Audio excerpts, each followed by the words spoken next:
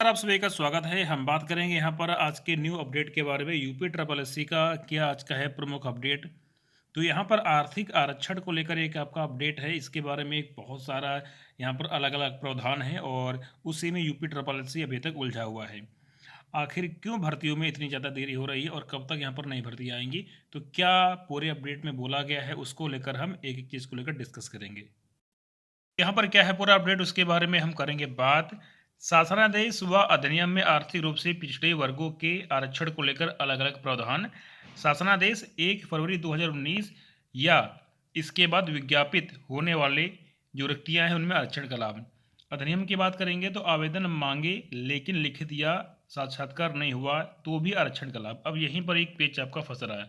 अब इसको लेकर हम डिटेल में डिस्कस करेंगे क्या बोला गया है।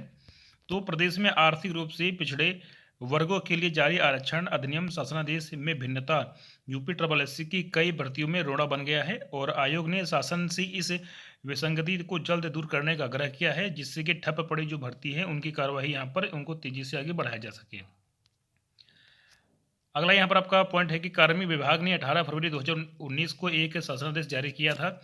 इसमें केंद्र सरकार की तरह राज्य में आर्थिक रूप से कमजोर वर्गों के लिए अधिकतम 10% आरक्षण लागू करने की प्रक्रिया तय की गई।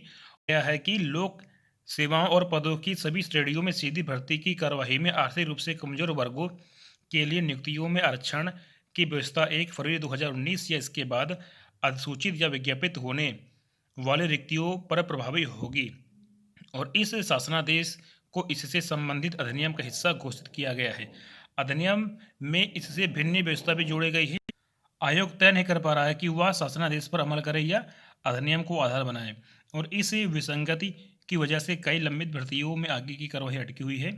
आयोग के एक वरिष्ठ अधिकारी ने बताया कि इस विसंगति को दूर करने की शक्ति राज्य सरकार में है और शासन को विसंगति की विस्तृत जानकारी देते हुए दूर करने का आग्रह किया गया है और शासन से स्थिति स्पष्ट होने पर ही भर्तियों से जुड़ी कार्यवाही आगे यहाँ पर बढ़ाई जाएगी। तो यहाँ पर ये आपका एक मेन वजह है जिसकी वजह से यहाँ पर लेट हो रहा है। यहाँ पर क्या कि 18 फरवरी के शासनादेश के अनुसार कमजोर वर्गों के आरक्षण की व्यवस्था उन्हीं रिक्तियों पर प्रभावी होगी जो 1 दिसंबर 2019 के बाद विज्ञापित हैं, जबकि अधिनियम की धारा 13 के प्रावधानों के अनुसार यह व्यवस्था उन रिक्तियों पर भी प्रभावी होगी जो 1 फरवरी 2019 से पूर्व विज्ञापित कर दिए गए हैं, लेकिन उन परीक्षा यानी कि उनकी परीक्षा इस तिथि के बाद आयोजित की गई है या किया जाना प्रस्तावित है। तो यहीं पर पेच आपका फंस रहा है। अधिनियम लागू हो तो ज़्यादा गरीबों को मिले आरक्षण का लाभ, यानी कि अधिनियम की धारा 13 के प्रावधान को प्रभावी माना जाता है तो 1 फरवरी 2019 के पूर्व विज्ञापित पदों पर भी आर्थिक रूप से कमजोर वर्गों के लिए नियुक्तियों में आरक्षण की व्यवस्था यहाँ पर लागू होगा, जबकि शासनादेश जो कि इस अधिनियम का अंग है के प्रावधानों के अनुसार आरक्षण की व्यवस्था लागू नहीं मानी जा सकती है। यदि अधिनियम लागू हो तो इन भर्तियों में भी आर्थिक रूप से कमजोर लोगों को आरक्षण का लाभ मिल सकेगा। तो कुल मिला के यहाँ पर यही आपका ये पूरा एक अपडेट है, इसी वजह से यहाँ पर इतना लेट हो रहा है। अब इसकी वजह से यहाँ पर इन सभी भर्तियों पर इनका असर पड़ने वाला है, पड़ेगा इन पे असर।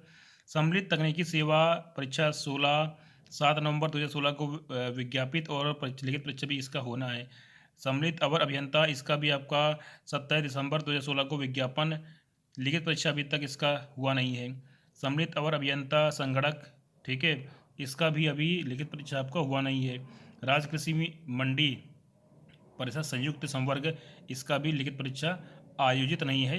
28 दिसंबर 2018 को इसका विज्ञापन आया था। और सम्मिलित और अधीनस्थ सेवा, ठीक है, तो इसका यहाँ पर जो है जनवरी 2019 को पद विज्ञापित और प्रारंभिक लिखित परीक्षा संपन्न। तो यहाँ पर ये सारा चीज़ है कि इन भर्तियों पर भी इसका असर पड़ेगा। तो यही यहाँ पर एक मेन कन्फ्यूजन यहाँ पर चल रहा है। पर एक मुख्य यही वजह है यहाँ पर जो यूपी ट्रिपल एससी के द्वारा बताया गया है कि शासनादेश और अधिनियम में आर्थिक रूप से जो पिछड़े वर्ग हैं उनके आरक्षण को लेकर अलग अलग प्रावधान है और जब तक ये स्थिति स्पष्ट नहीं होती है तब तक यहाँ पर ये जो कन्फ्यूजन है वो बना रहेगा और नई भर्ती आने में और जो पुरानी भर्ती है उनको पूरा करने में यही यहाँ पर जो है प्रॉब्लम दिख रहा है। या और ये अगर ये जल्दी से सही होगा, इसको ठीक किया जाएगा तो आगे का कार्रवाई जल्दी हो पाएगा। तो यूपी ट्रिपल एससी का तो यहाँ पर यही बोलना है। बाकी आप लोग अपनी राय दे सकते हैं। तो यहाँ पर आरक्षण को लेकर इसका एक अपडेट है कि यूपी ट्रिपल एससी की तरफ से भर्ती में देरी क्यों हो रही है। टेक केयर, मिलते हैं नेक्स्ट वीडियो में।